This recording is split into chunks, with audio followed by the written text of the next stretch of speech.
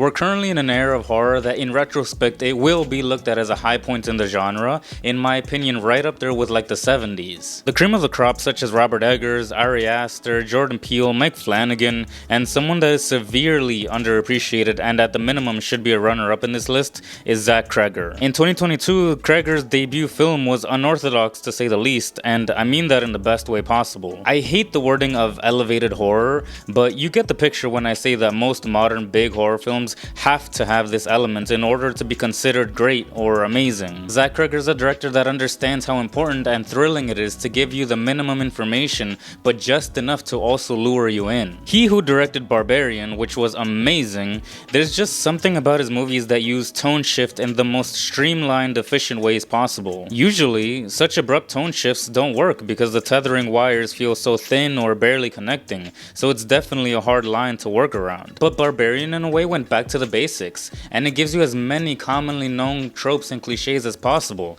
I mean, the beginning feels painfully textbook. So when the twists come in, you're genuinely surprised because that's Creger's brilliant use of manipulation, making you think you know where the story's gonna go, but in reality the story is so unpredictable without being weird for weird's sake. It's funny, outlandish, dark, and sad, all in ways that you just don't see coming. So to say I was excited about Weapons is an understatement. And my god, this movie is bananas. On one fateful night in a small town at 2:17 a.m., a classroom full of kids go missing. Well, all but one. The town discovers through ring cameras that all the kids watched too much Naruto before going to bed. And not only ran like him, but more importantly ran away and left no clues to where they were going. Naturally, the town assumed the teacher of the class had something to do with the incident. And that's literally all the necessary details for this movie. Creger, with just 2 films under his belt, has not only created an identity, but also a signature style. He wields the use of non-linear storytelling second to none. If Barbarian was able to win you over, you'll enjoy Weapons without a doubt. Not to say Weapons is just a copy and paste, the scale is larger, and it's leaning way more into the supernatural element than Barbarian, so it's more ambitious. It's the structure that feels very Creger-esque. A compelling first act through Garner's perspective, which is just awesome in this film. I was a bit let down by Wolfman as a whole, but she more than compensated for that with this performance in Weapons. She's colored and flawed, but you can tell that she's trying to do her best, despite not a single person in town asking her if she's okay, outside of her boss. It's dark times if that's who's most compassionate towards you. There's the sharp turn of who's in the driver's seat about 45 minutes in, that you almost forget it's the same story, but it manages to connect so seamlessly back into the main plotline. I love Creger's conviction and unwavering sense of pride to trust in that format with completely different subject matter. It's great to see. You can feel his confidence through the moods, the tones, and just the absurdity of the story. And I love that he's so good at misleading you multiple times in his films. It's almost like the more you know about the genre, the better payoff it is with his movies. You know the typical night sequences, trespassing when you shouldn't be trespassing, getting too close to windows, the jump scares. And again, we live in a time where using these elements automatically classifies these films as being lesser or cheap, and while yes, a lot of the time that is the case, high concept horror films being the norm now really don't allow these seminal elements to be used out of fear of tainting the films. Horror now has to be smart or big, or it has to have commentary on something specific, so it can't waste time on safe old patterns. Obviously, I love these kinds of movies a lot. I love me some The Witch, Nope, Sinners, all of it is amazing. But honestly, it's admirable that Creger doesn't want these tropes to disappear, because if done right, they can still be extremely effective and scary and unsettling. Because without a doubt, this movie has multiple moments of good jump scares. There's sequences here where it's just a tracking shot, where you already envision when the scare is gonna happen or how it's gonna happen, and it builds up to a point, and usually it would cut or somehow the character would be saved. But the camera just keeps rolling and the sequence keeps going to the point where you think, surely that's not gonna oh my god, she got in the car. I already said how Garner was awesome, but Josh Brolin was great. I loved his little detective arc. It was clever and engaging. Brolin is just always a great treat to see on screen. Benedict Wong was also really fun to watch. He's so sweet and friendly, which makes his side of things extremely sad and bizarre. I don't know, man. Child acting has been stepping up their game so much recently.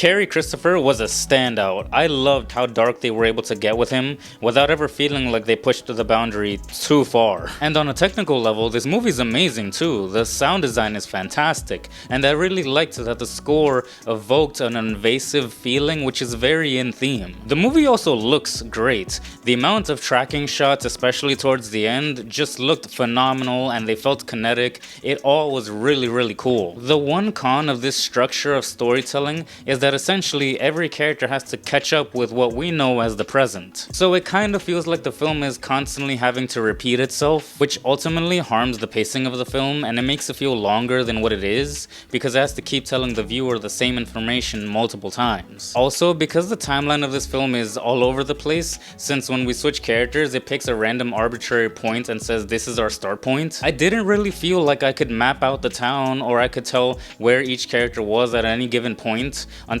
basically the end of each of the chapters. But under the right lens or on the right day, it's nice to feel like when you can watch a movie, you don't have to keep track of everything and you can just let the movie take you where it wants to take you. It's nice, it's easy. And speaking of not being sure where the movie was gonna go, I also thought the tone of this thing was gonna be entirely different even after having watched Barbarian and knowing where that journey went. It's absolutely bonkers. It's so funny and I'm genuinely not a fan of horror comedies, but I didn't expect it to be able to have me laughing one scene and then the next being spooked by a serious jump scare. While Barbarian does the same thing of expertly misleading with the marketing, Weapons leans way more into the comedy. The crux and culmination of the film is one big joke, but it's also kind of disturbing. It works both ways simultaneously, you know? Creger also noticed that horror comedies also have a bad stigma, where if it's a horror comedy, it has to be stupid and messy, and it can't possibly be in the great horror movies catalog. He used Weapons as a statement to say that great horror movies can be really funny and not have to be stupid schlock. Just like the mapping that Archer does, this movie has multiple characters and different storylines that lead to the same place and eventually connect back to each other. It's a really solid horror, comedy, mystery thriller. And can you nitpick this movie? Yeah, obviously. The rules of the effects of how the supernatural elements on display work are so nebulous and convenient. I would have liked to know more about Justine outside of one scene of exposition saying how she's had weird behavior with students in the past, or the dream sequences only happening to specific characters even though the whole town was clearly affected was contrived. None of this was absolutely necessary, but I would have been that much more invested as a viewer. And just like last year's Longlegs, where Osgood himself said that there was so much lore that he just didn't fill in for and just let the audience create that lore. It was a nice way of him explaining how messy the third act was because of how much lack of details there were. I rationalized it similarly with Weapons and can forgive some of the sloppiness towards the third act because of that. I will say none of those things lessened the experience for me. However, there are things in Weapons that didn't work for me. I hate to say it, but even though there wasn't a single bad performance in this film, there's a lot of filler and unnecessary detours where the story and pacing suffer because of the extra fluff. The stuff with James and Paul was hysterical and extremely entertaining, but it didn't really add anything to the plot. It's contradicting, but I love those characters so much that I wish we spent a little bit more time with them so that the movie can somehow find a way to make them more relevant to the narrative. Because as it stands, because of Archer's detective work, it literally makes James's entire arc obsolete, which sucks. I'm also personally still just not the biggest fan of using the old hag as the scary monster, especially because that's 2 for 2 for Creger. But the greatest crime this movie commits is the amount of Campbell's soup that gets spilt. It's so wasteful and unforgivable. Still, the movie was great and absolutely love the kind of work that Creger's putting out. It's really refreshing stuff. But that's it for me. I'd appreciate a thumbs up, subscribe, and sincerely yours, Anthony.